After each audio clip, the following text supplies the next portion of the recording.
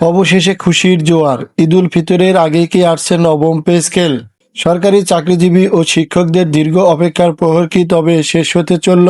বৈষম্য দূর করতে সরকারের নতুন পদক্ষেপ কি বদলে দেবে 22 লক্ষ পরিবারের ভাগ্য?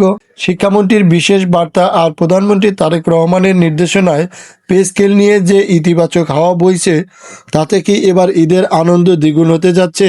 বিস্তারিত জানতে ভিডিওটি শেষ পর্যন্ত দেখুন। সরকারি কর্মচারীদের জন্য বেতন কাঠামো বা পে স্কেল এখন সময়ের দাবি।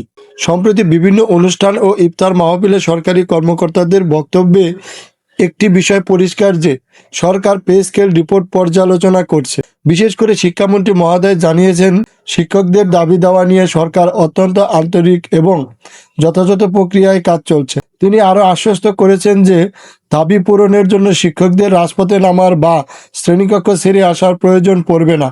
এই ইতিবাচক মনোভাব প্রজাতন্ত্রের কর্মচারীদের মধ্যে নতুন আশার আলো জ্বালিয়েছে। কর্মচারী নেতাদের পক্ষ থেকে এখন একটাই অনুরোধ, আগামী ঈদুল ফিতরের বোনাসের সাথে যেন নতুন পে স্কেলের সুসংবাদটিও যুক্ত হয়। প্রজাতন্ত্রের প্রায় 22 লক্ষ পরিবার সরাসরি এই সিদ্ধান্তের উপর নির্ভরশীল। সরকার ইতিমধ্যে বিভিন্ন খাতের বৈষম্য দূর করার লক্ষ্যে কাজ শুরু করেছে, যা একটি ভালো লক্ষণ। তবে নেতারা এও মনে করিয়ে দিয়েছেন যে যদি এই আশ্বাসের বাস্তবায়ন না ঘটে, তবে তারা আলোচনার টেবিল ছেড়ে আবারও আন্দোলনের পথে যেতে পারেন। কিন্তু বর্তমান সরকারের উন্নয়নের ধারা বজায় রাখতে কর্মচারীদের সন্তুষ্ট অত্যন্ত জরুরি।